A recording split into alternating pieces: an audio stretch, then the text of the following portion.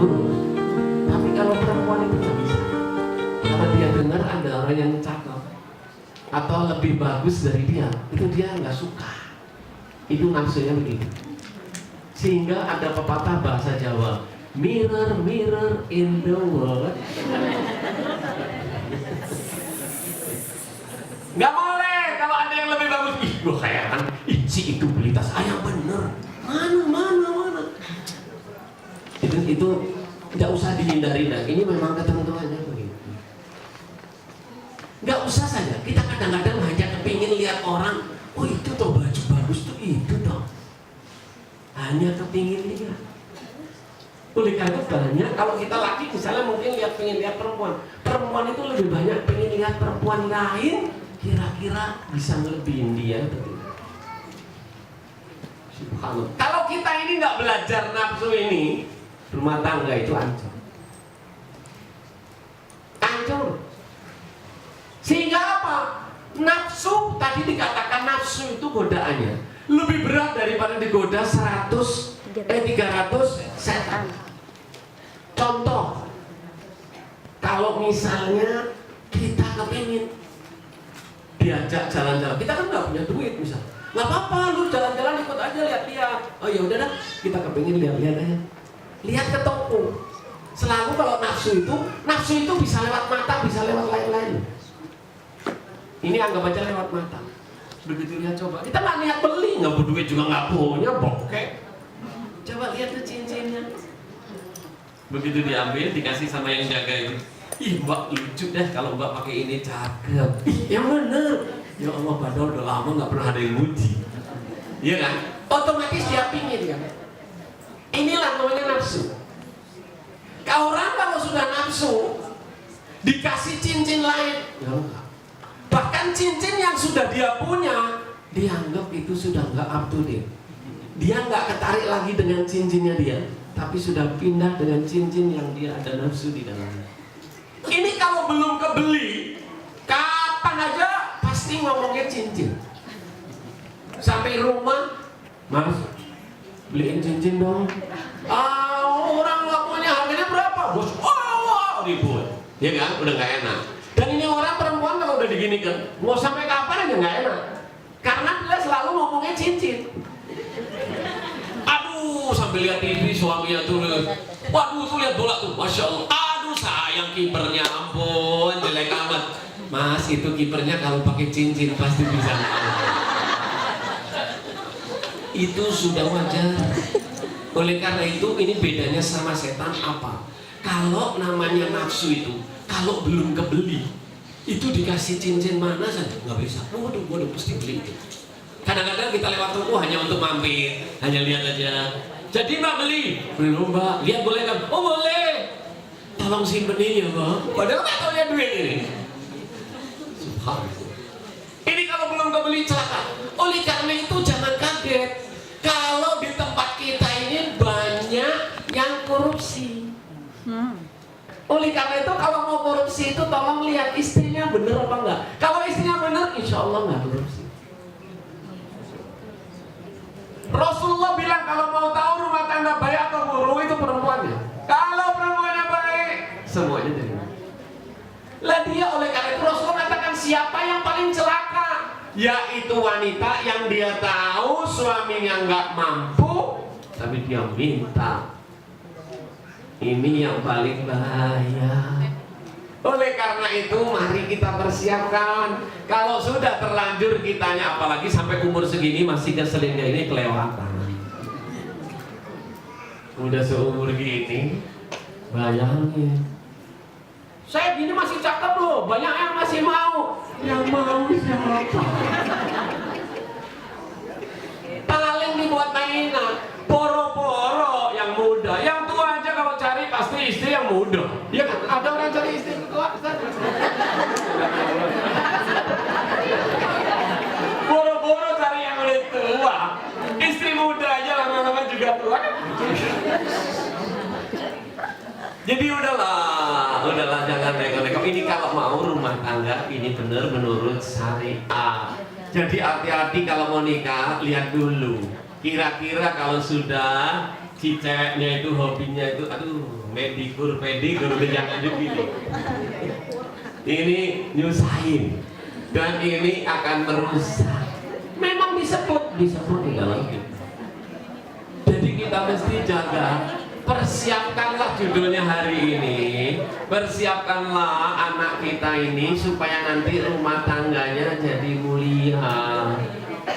Kita niatnya saja selalu yang anehnya apa? Selalu yang ngomong itu selalu panitia, bukan yang kawin. Enggak.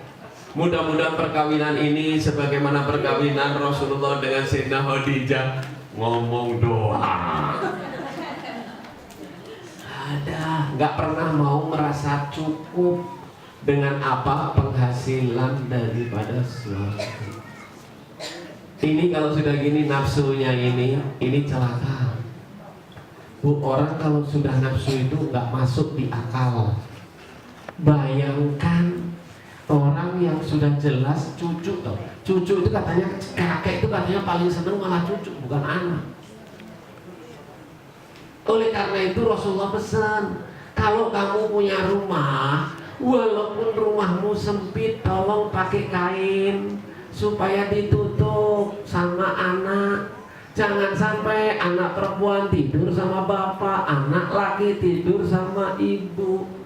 Diatur di dalam agama. Ini malah sengaja. Kesel suaminya dimintai cincin nggak kasih. Mas, nanti malam kamu tidur sama bapak ya? Oh, mau suruh tidur sama mamanya. Alasannya biar bapaknya kesel. Ini dosa di dalam Islam. Sebab kesian kalau sampai bapaknya tidak diberi haknya. Oleh karena itu kenapa aturan di dalam Islam wanita itu harus selalu standby. Supaya apa? Supaya lakinya itu kalau minta dia berarti sudah menginginkan, tidak bisa ditolak. Sampai sebegitunya aturan dalam agama. Kalau kita belum pernah mengajarkan ini kepada anak kita kawin, hancur. Oleh karena itu pelajaran ini penting. Jadi kalau mau jadi anak kita itu ajarkan dia mengendalikan nafsu. Kalau nggak bisa puasa. Supaya apa? Menahan hawa nafsu.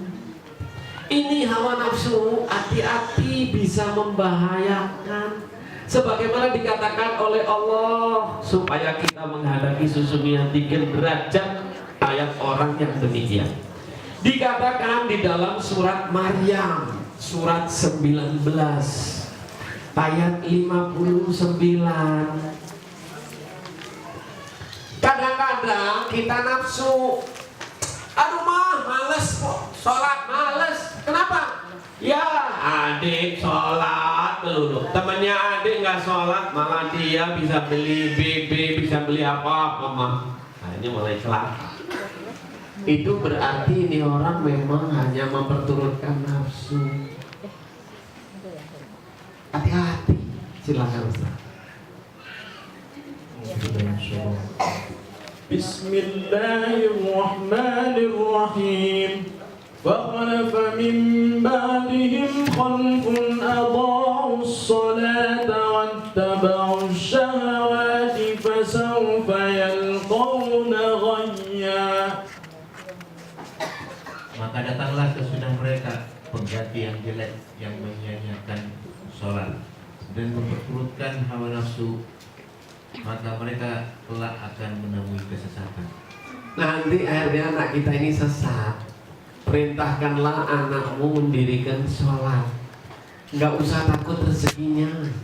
Aku yang memberi rezeki, aku nggak minta rezeki. Banyak ayat lagi yang mengatakan demikian. Lah ini anak kita ini nggak kita didik. Akhirnya apa? Dia nggak pernah lagi. Dia akhirnya berumah tangga, sholat kagak. Percuma gua sholat juga, udah bangun malam, udah apa-apa mah. Ya, mau beli ini aja nggak bisa, beli ini nggak bisa. Padahal udah minta melulu mah sama Allah. Akhirnya dia menghalangi syariatnya. Dia tidak sholat, akhirnya rezekinya tambah terhambat. Akhirnya apa? Dia hanya memuaskan hawa nafsunya. Dia melihat orang lain. Nah ini hati-hati, sampaikan sama anak. Kalau mau nikah, sebetulnya itu nggak usah sama anak. Ternyata ibu-ibunya juga masih ada yang melihat orang lain. Bu, kalau melihat orang lain bisa beli ini, bisa beli ini, biarkan. Ini harus ditekan hawa nafsu. Jangan sampai kita perturutkan. Kalau perturutkan nanti sesat. Ini kadang-kadang aneh. Dan buat apa? Kita kadang-kadang punya, tapi nggak usah beli. Kenapa harus beli sih? Tapi nanti kalau nggak beli dipikir nggak orang kaya. Ada urusan apa kalau harus dipikir orang kaya? Kalau hanya diucapkan sama orang buat apa? Kita nih masih senang dipuji orang, ini yang paling celaka. Akhirnya sampai teman saya tuh beli untuk nunjukin kaya. Habib, ayo kita naik mobil saya. Kenapa? Bang, saya juga punya mobil, enak kok, dingin juga. Oh ini beda, mobilnya Masya Allah udah naik. Bib, Habib kerasa nggak ada perubahan? Apaan? Saya sih nggak terasa. Duduk, mobil gue juga duduk. Iya kan? Nggak ada masalah, dingin juga dingin. Saya tanya, apa bedanya? Bib, ini diciptakan sama pabriknya cuma 2. Ada urusan apa pabrik gue diciptakan itu? Ini mobil, ini tahan peluru. Emang ada yang mau nembak gue? Tapi hanya untuk menunjukkan bahwa ini sesuatu salah. Ini menunjukkan berarti menurunkan hawa nafsu. Buat apa? Yang penting kan manfaatnya atau tidak. Kalau sekarang beli tapi nggak ada manfaatnya, buat apa? Kalau sudah kita beli ini terus tahan peluru, ada ngaruh sama saya? Emangnya kita ini mau ditembakin orang kayak presiden? Lu presiden bukan, Pak RT juga bukan. Ini kadang-kadang hanya untuk menunjukkan status. Buat apa? Belilah yang sesuai, yang kamu inginkan, yang kamu mampu, dan tidak perlu untuk ditunjukkan orang lain. Ini riya. Bahkan Allah bisa mengambil dengan apa? Caranya apa? Dikatakan oleh Allah, rendahkan dirimu kalau melihat ada orang yang diberi oleh Allah